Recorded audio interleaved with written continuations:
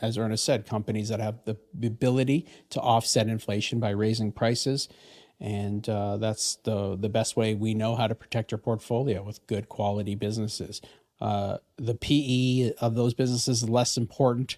The valuation less important. It's really the pricing power, the allocation of those cash flows as a long-term investor is what we look for, and really the quality of the business. And I want to put this maybe in more direct financial terms. So Constellation Software, we talked about it maybe too many times on this podcast. Yeah, if you like Constellation Software, check out our last podcast on Constellation Software's pivot.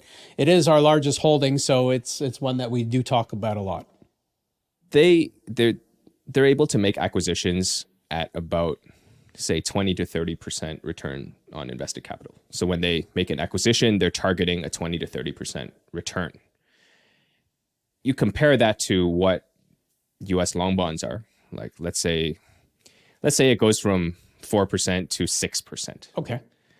Your Constellation's compounding at such a high rate that difference in your underlying required, quote unquote, required rate of return, it's not going to impact very significantly. That's right. And that's kind of an extreme illustration, but if you have a company that is able to reinvest at very high rates of return going forward, that is what's going to protect you from rising interest rates. That's right. So think about if you left your money in the bank and you were getting 4% interest, 6% interest, or you're investing at 20%. But the 20% return is a volatile return, right? It may be not guaranteed. It's not guaranteed. And one year it may be 20, and the next year it might be negative 10.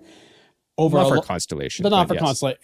We'll talk about that in a second. But the bottom line is, if you have the advantage to invest those cash flows at 20% over a long period of time, and you have patience to suffer through the volatility, you're going to earn an enormous amount of money versus earning 4 or 6%.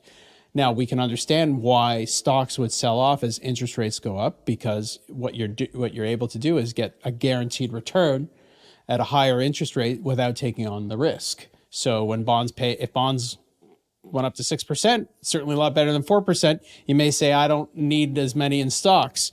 That could put pressure on the demand for stocks. But ultimately, if a company is compounding and reinvesting their cash flows at high rates of return, it really doesn't matter what the long-term bond is.